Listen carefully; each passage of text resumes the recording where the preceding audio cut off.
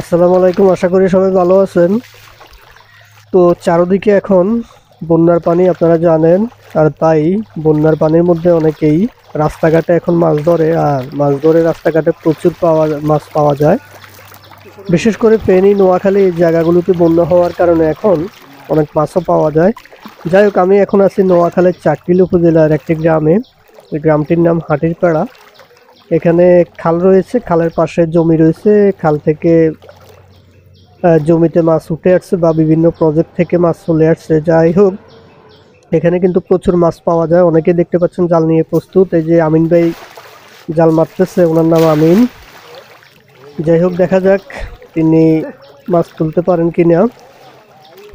এখানে একসাথে 2-3 জন জাল মেরেছে, তবে প্রতিবারেই কিন্তু মাছ উঠে না। অনেকে মারে, কিছু কিছু সময় খালি আসে, আবার কিছু কিছু সময় মাছ উঠে। যাই হোক, আমিন ভাইয়ের জালে মাছ আসে নাই, ওই পারে দেখেছি। আর এই ভাইয়ের জালে আসে কিনা দেখি না, ওনার জালেও খালি। এদিকে একটি মাছ মনে হয় পড়েছে এই ভাইয়ের জালে, দেখা যাক। এটা একটু দেখানোর চেষ্টা করি আপনাদেরকে। উনি প্রথমেই বলছিল ওনার জালে একটা মাছ পড়ছে, যার কারণে আমরা ক্যামেরাটা এদিকে ধরেছি। এখানে কিন্তু মাছ ছুটে গেছে একটা মাছ, তাই উনি আবার জাল মেরে দিচ্ছে আরেকটা। যেহেতু উনি বলছে মাছ ছুটে গেছে, কিন্তু না, ওনার জালে মনে হচ্ছে মাছ আরেকটা আছে এখনো।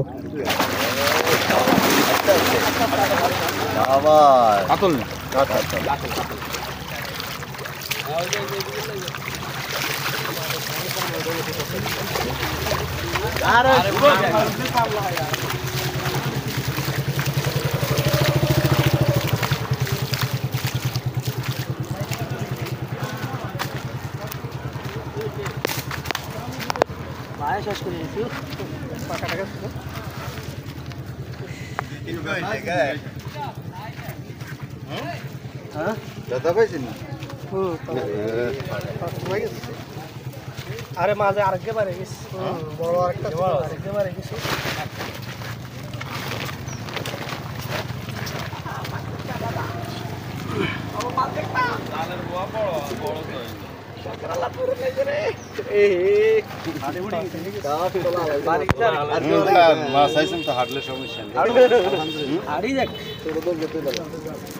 সকাল ধরে মারতে আছি।